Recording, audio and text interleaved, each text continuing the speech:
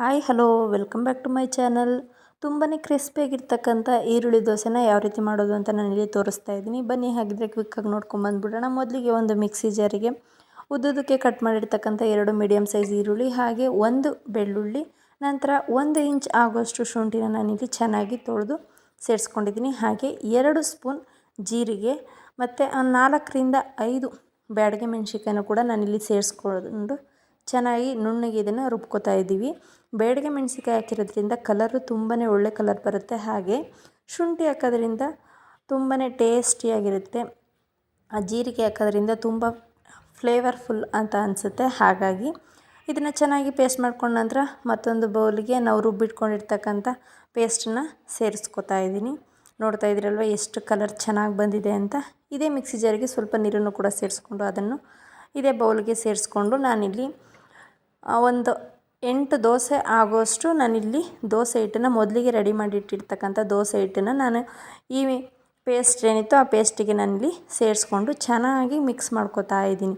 ಚೆನ್ನಾಗಿ ಮಿಕ್ಸ್ ಮಾಡ್ಕೋಬೇಕು. ಆ ಪೇಸ್ಟು ದೋಸೆ ಹಿಟ್ಟಿಗೆ ಪ್ರತಿಯೊಂದು ಕಡೆಯೂ ಚೆನ್ನಾಗಿ ಅಂಟ್ಕೋಬೇಕು. ಆ ರೀತಿ ನಾವು ಇದನ್ನು ಮಿಕ್ಸ್ ಮಾಡಬೇಕಾಗತ್ತೆ. ಇಲ್ಲ ಅಂತಂದರೆ ಚೆನ್ನಾಗಿ ಮಿಕ್ಸ್ ಮಾಡಿಲ್ಲ ಅಂತಂದರೆ ಒಂದು ಕಡೆ ಎಲ್ಲ ಈರುಳ್ಳಿ ಇದು ಪೇಸ್ಟೆಲ್ಲ ಒಂದು ಕಡೆ ಹಾಗೆ ಉಳಿದು ಬಿಡುತ್ತೆ. ಹಾಗಾಗಿ ಎಷ್ಟು ಸಾಧ್ಯನೋ ಅಷ್ಟು ಚೆನ್ನಾಗಿ ಮಿಕ್ಸ್ ಮಾಡ್ಕೊಳ್ಳಿ. ನೋಡ್ತಾ ಇದ್ದೀರಲ್ವ, ಇವಾಗ ಇದು ಚೆನ್ನಾಗಿ ಮಿಕ್ಸ್ ಆಗಿದೆ.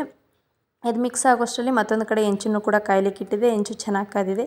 ಇವಾಗ ನಾನು ಇದಕ್ಕೆ 1 ಸೌಟ್ ಆಗೋಷ್ಟು ದೋಸೆ ಹಿಟ್ಟನ್ನು ಹಾಕ್ಕೊಂಡು ಎಷ್ಟು ತೆಳುವಾಗಿ ದೋಸೆನ ನೀವು ಮಾಡೋದಕ್ಕೆ ಸಾಧ್ಯ ಆಗುತ್ತೋ ಅಷ್ಟು ತೆಳುವಾಗಿ ಹಾಕ್ಕೊಳ್ಳಿ.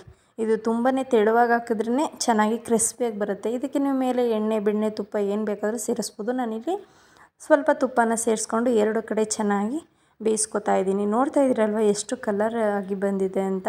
ಹಾಗೆ ಟೇಸ್ಟು ಕೂಡ ತುಂಬ ಚೆನ್ನಾಗಿರುತ್ತೆ.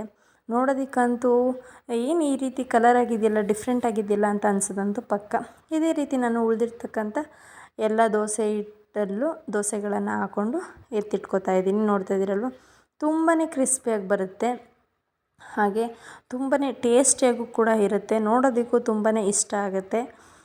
ನೋಡಿದ್ರಲ್ವ ಈ ದೋಸೆ ಯಾವ ರೀತಿ ಮಾಡೋದು ಅಂತ ತುಂಬಾ ಈಸಿಯಾಗಿರುತ್ತೆ. ಒಂದು ಸತಿ ನೀವು ಕೂಡ ಟ್ರೈ ಮಾಡಿ ನೋಡಿ. ಈ ವಿಡಿಯೋ ಇಷ್ಟ ಆಗಿದ್ರೆ ದಯವಿಟ್ಟು ಲೈಕ್ ಮಾಡಿ, ಶೇರ್ ಮಾಡಿ, ಹಾಗೆ ಕಮೆಂಟ್ ಮಾಡಿ. ಹಾಗೆ ನನ್ನ ಚಾನಲ್ನ ಯಾರಾದರೂ ಸಬ್ಸ್ಕ್ರೈಬ್ ಮಾಡ್ಕೊಳ್ಳದೆ ನೋಡ್ತಾ ಇದ್ದರೆ ದಯವಿಟ್ಟು ಸಬ್ಸ್ಕ್ರೈಬ್ ಮಾಡ್ಕೊಳ್ಳಿ.